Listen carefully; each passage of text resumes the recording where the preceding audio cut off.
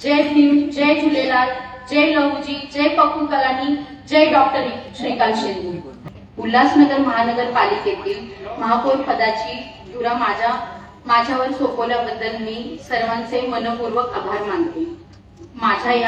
माझ्यावर या ठेवलेल्या विश्वासाला मी ऋणी आहे आणि माझ्या विश्वासाला पात्र ठरवण्यासाठी मी पूर्णपणे सक्षमतेने काम करेन याचा मी तुम्हाला विश्वास देते। उल्हासनगर हे उद्योग, व्यापार, शिक्षण आणि विविध संस्कृतीचा संगम असलेले शहर आहे।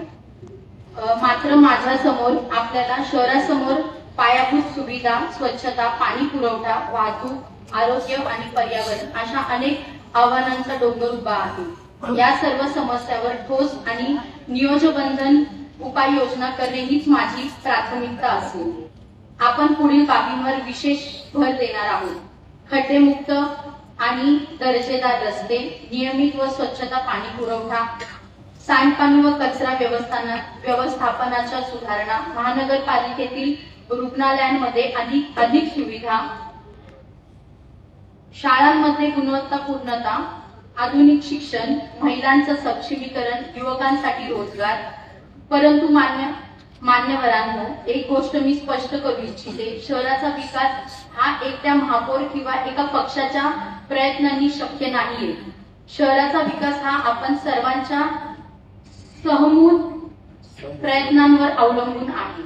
म्हणूनच आज सभागृहातील मी सर्वांना मनापासून आवाहन करते की पक्षभेद, मतभेद आणि राजकीय विचार बाजूला ठेवून आपण उल्हासनगराच्या हितासाठी एकत्र काम करूया।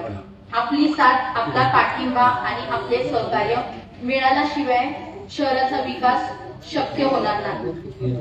जर आपण सर्वजण एक दलाने काम केले तर उल्हासनगर महाराष्ट्रातील आदर्श शहर बनवण्यासाठी शक्य नाही। परंतु जर आपण विभागलो तर विकासाची गती मंदावेल। म्हणूनच मी आपणास विनंती करते, मला साथ द्या, शहराच्या विकासासाठी हातभार द्या, पुढे आपण काम करत राहूया सोबत। आपण सर्व मिळून पारदर्शकता, जबाबदारी आणि प्रशासनाला उभं करूया। माझे सर्व दरवाजे नागरिकांसाठी खुले असतील, प्रत्येक विभागासाठी खुले असतील, प्रत्येक नागरिकाच्या विकासासाठी माझा हा संकल्प आहे। चला आपण सर्व मिळून नवे, स्वच्छ, सुंदर आणि प्रगतशील उल्हासनगर घडवूया। धन्यवाद। जय महाराष्ट्र, जय भीम, जय झूलेलाल, जय लहूजी, जय पप्पू कलानी, जय डॉक्टर श्रीकांत शिंदे।